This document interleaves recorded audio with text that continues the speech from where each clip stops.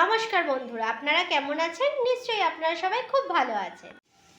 আজ আমি আপনাদের সঙ্গে শেয়ার করতে চলেছি হাতে বানানো চিংড়ি মাছ।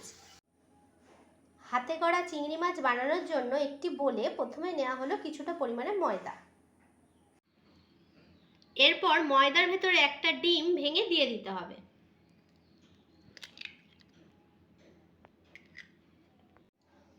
এরপর অ্যাড করতে হবে সামান্য পরিমাণে লবণ। এরপর লুচি বা পরোটা বানানোর জন্য আমরা যেভাবে ময়দাটা মাখি সেরকমভাবে ময়দাটাকে মেখে নিতে হবে। এরপর দিয়ে দিতে হবে অল্প পরিমাণে সাদা তেল।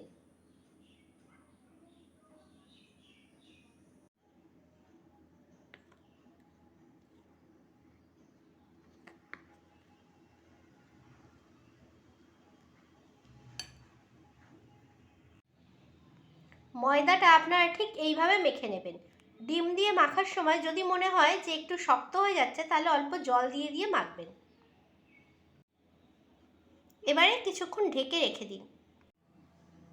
কিছুক্ষণ আগে যেই ময়দাটি মেখে রাখা হয়েছিল সেই ময়দাটি থেকে এবারে ছোট ছোট করে লেচি করে নিতে হবে। ঠিক এরকম সাইজে আপনারা গোল গোল করে লেচি কেটে নেবেন। এরপর আপনারা চাটুতে সামান্য পরিমাণে সাদা তেল মাখিয়ে নেবেন।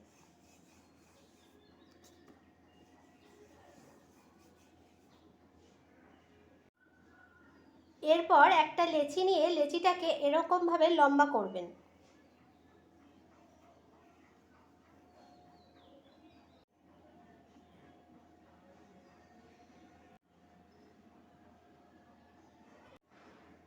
লেচিটা ঠিক এরকম হয়ে গেলে এবার লেচিটাকে হাত দিয়ে দিয়ে এরকমভাবে পাতিয়ে দিন।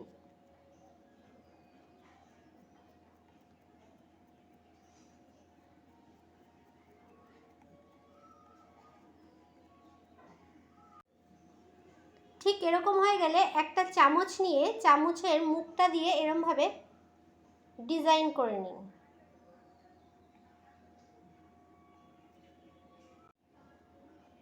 এবারে এরকমভাবে তুলে এটাকে উল্টে দিন। এর এক পাশ এরকমভাবে মুড়ুন এবং অন্য পাশটা নিয়েও এর ওপরে দিয়ে দিন।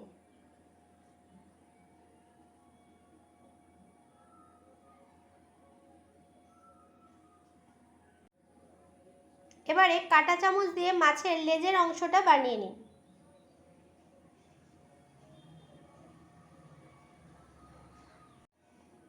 চাকু দিয়ে মাঝখান থেকে কেটে দিন।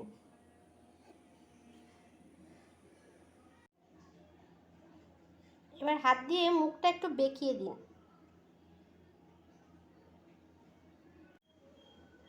এরপর মুখটা এরকমভাবে কেটে নিন।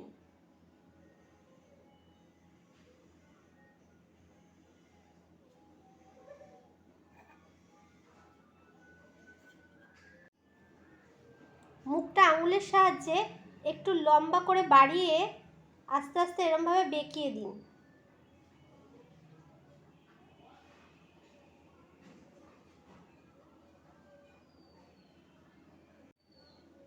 পেটের অংশটাও অল্প অল্প করে কেটে নিন।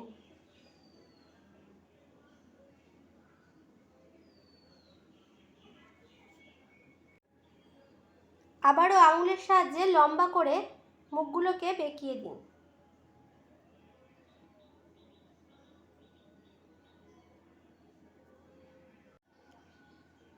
এবারে একটা লবঙ্গ নিয়ে চোখ বানিয়ে নিন।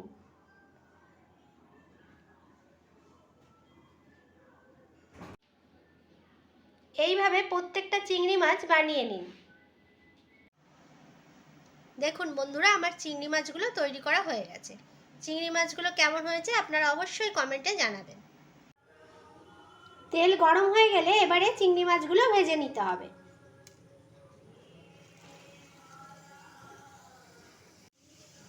এক পাশ ভাজা হয়ে গেলে অন্য পাশে উল্টে দিতে হবে।